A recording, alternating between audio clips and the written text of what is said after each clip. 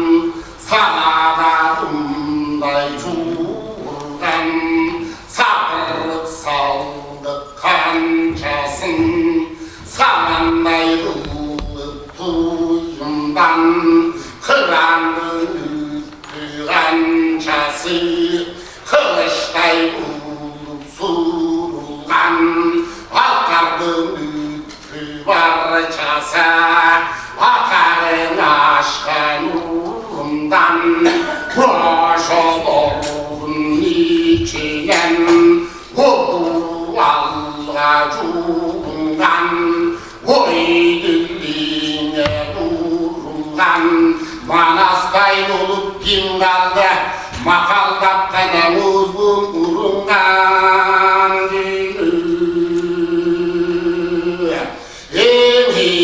Hizilginin cümünden, istevayt payemiren, yemkinin berikin alıpanan, yesine uyup bereyin.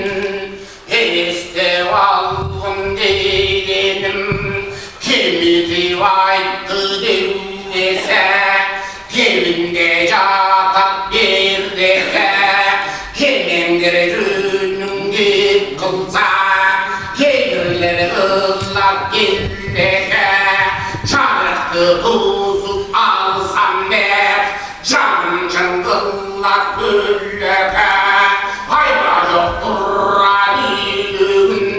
Koşanday ulu püllese, handayına nazar salmayla, handay dilge kalmayla, hazır sen ağayın, haytuncu gittin dangayla, haytuncu sözlü tandayla, kazakta deli bargancuk, kaskaplı delin algancuk, kalandan buldu kurrala, karışka deli algancuk, cazmadan buldu cummuşu, capane macana malgancuk, anıgın aydık geliyenden aytmadır siyah bulunca, adamdan kanem aşkan balgancuk dünü.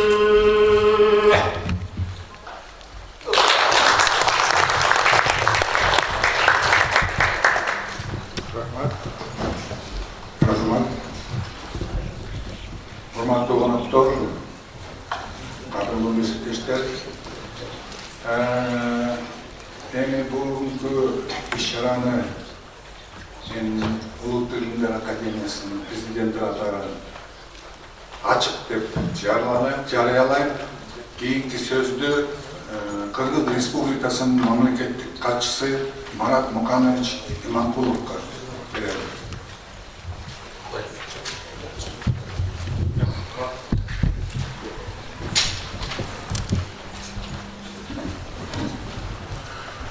Саламатсыздарбы, урматтуу жыйындын катышуучулары, урматтуу элибиздин сыймыктанган инсандары. Акыркы күндөрү биздин республикада ушуга окшогон иш-чаралар байырмабай боло баштады. Бул азыркы илимге, маданиятка, китепке болгон көз караштар ошого арналган иш-чаралар абдан көп болот. Мен абдан сүйүнүп атат. Мен dayanalarıma bir iki cuma oldu. Şu işçilerden çıkmaydan bütçeti sündürüyorlar, bütçeti adam çok eski sesip duran. Sizler bakışlarınız halkır adamların aslında çıkıp çıkmış. Burada benimce bir men için bir sınav olmuş gerek. Bugünkü moraki Çınmış tarafı aytmadık. Çınını aytқанда 20 yılımın en yazıcısı dizem adaşpay boşum gerek. Noşa Atavustun dağı çıkartmay algan, жазылмай алған, bilmegen çıkarmalarına жаңы табылып, ошолорду çıkarmay жүргөн экен мына биздин Илимдер Академиясынын Тил жана Адабият институтуна баштаган, директор баштаган жамаат ошерекине көтөрүп чыгып, биздин белгилүү саясатчы, коомдук ишмер Темир Аргенбаевич буга спонсорлук жардам берип, могу китептин бити чыгарып алат. Булардан чоң иш. Чыңгыз Төрөкулович боюнча айтылган сөз калган эмес болуш керек. Бирок ал ишин чыгармасына кайландырмаса, жаңы улам ушундай көп нерселерди алса болот. Анткени бул ишинин даанышмандыгы алдыга көрө билүүсү, кылымдарга алдыга көрө турган жанагындай өзүнүн көрөгөчтүгү менен канча адамдарга таасир берип, канча адамдарды ойлонтурду. Азыр бул иш жөнүндө эмне деген китептер бар. Дүйнө жүзүнүн бүт бурчунда бул иш жөнүндө китептер чыкты. Баардык тилдерде. Билем, тагы билем, жүздөгөн тилдерде чыкты болуш керек. Кайерге барбасам, айтмат интернет кылыш деген мен билем. Жаштайман бери. Бизге институтка иштеп атып, Одессага барып калсам, Советтер Союзу болгондо. Чын айтматтын китеби бар Совместный деген ошактан адам чоң кызыгууларды билген. Эми азыр биздин жазуучулар чын айтматтын творчествосу менен тыгыз байланышкан адамдардын кеңири айтып берем. Мен сиздердин көңүлүңүздөргө өзүм билген бир окуядан бөлүшөйүн атам. Бул окуя боюнча мен Росстаттарапына сиз менен 25 жыл мурда Ош шаарында сиз иш чара менен батталганда мен ошол иштечилерим сиз менен чакырды, чай ичип отуруп мен ушул окуяны айтып бердим элем. Сиз абдан кызыктуу турбай деп ушундай айттыңыз эле, мен ошону азыр эл журтка кайталап койгум келет. Баарыңыздар билесиздер, 1995 жылы Манас Элборусунун 1000 жылдыгын өткөзгөнбүз. Ошондо мен жаш офицер катары Алтайдан келген делегацияны ошол коопсуздуктун камсыздап бир жума ошолордун жанында жүргөм. Ошол делегациянын составында Каташ Сергей Сергеевич деген белгилүү түрколог, филолог киши бар экен. Ал мен илгери Советтер Союзу анда өзүмдөй кичине анча-мунча диссидент катары ошо мамлекеттик коопсуздук комитетинин адамдары тарабынан кичине кысымга алынган окшойт. Ошол эки сүйүнгөнүм билем. Мени канча жыл ушулардын артында жүрүп, мен ушулардын көзү менен жүрдүм элем. Эми могу курагыма келгенде, мен Кыргызстанга келгенде ошо коопсуздук кызматкери мен жан сакчы болуп, менин жанымда баламдай болуп мени каралашып жүрөт деп абдан сүйүнгөнүм азга чейин көз алдымда. Ошол айтып берди. Илгери дейт, мен Мухтар Абайдовдун аспиранттар катары Алматыда кабылдамага келдим дейт. Кабылдамада ошо кабылдамада ошол аспиранттардын баарын келип консультациялашып отурабыз дейт. Бир кезде кире десек, ошол кезде Казакстан Илимдер Академиясынын президенти кадим кийинки биринчи секретарь болгон Кунаев, Зинмухат Кунаев кудасы экен дейт. Ошо келип калып жүрүп кетти дейт. Анан биз күтүп отурабыз, чыкпайт дейт. Анан бир кезде отурсак эле жаш бала келип келди, кара тор бала дейт, мурду шоң-шоңой келген. Келип түз эле кабинетти качырып кирип бардык дейт. Анан ошонун арасында улуз катары тура калып эле бар кабинетти тосуп калдым дейт, бутум менен. Ты куда десем эле, я Мухтар Абайдов келдим дейт.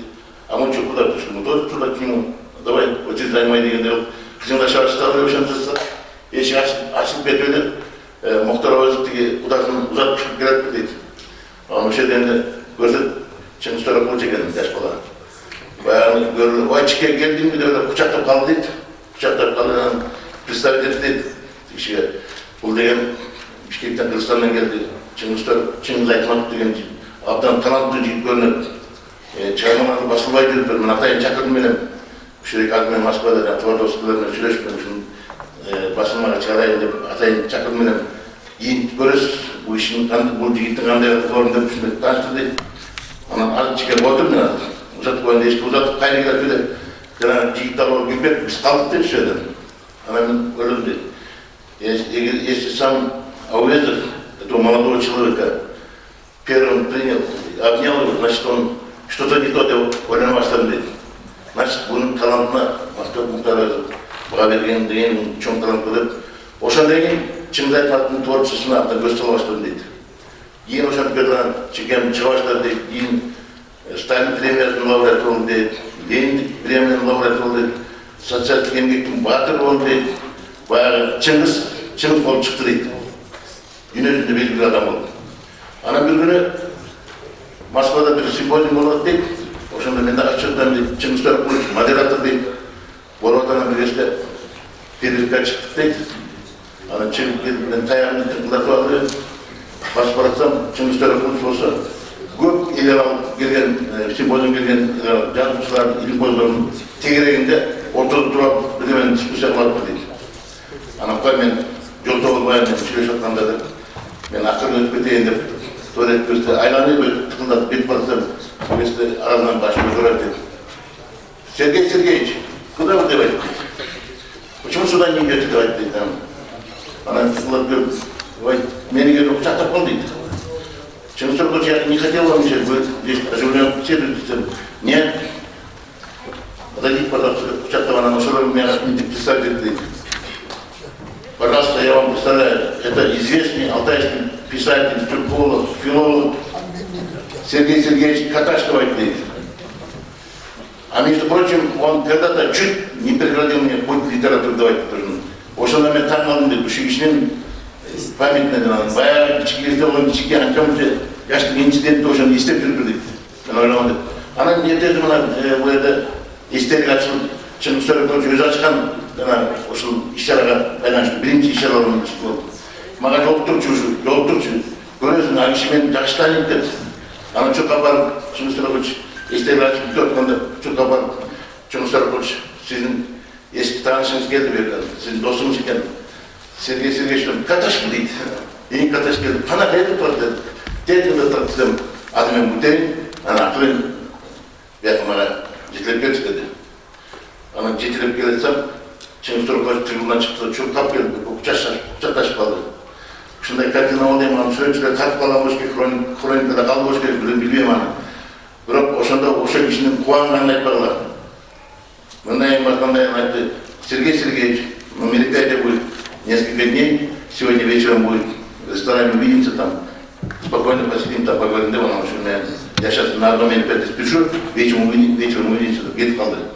Ана ошондо менин эсимде бар да, бул да жазылган Чыңгыз Төрөкулович жөнүндө бир аңгеме, аны жазса мен давай жүрүм элем ошо хроник гестке бир жерге чыгарып коеюн дедим элем, бирок карбайсыздар, бул Чыңгыз Төрөкулович ушундай инсандык өзү сапатын адамдардын сыйы киши болгон. Ошон үчүн көңүлүм дагы болушу мүмкүн. Эгер дагы карап көрсө, жанагындай юбилейлик архивинен материал алып турам, мындан дагы көп нерселер чыгып калышы мүмкүн. Босуктар Чыңгыз Төрөкуловичтун уулу отурат бу жерде. Ошон үчүн урматтуу дийин катчылары, мен көп сүйлөбөйм. Мен ушу менен сөз токтотоюн дагы. Барыңыздарга ийгилик каалайм.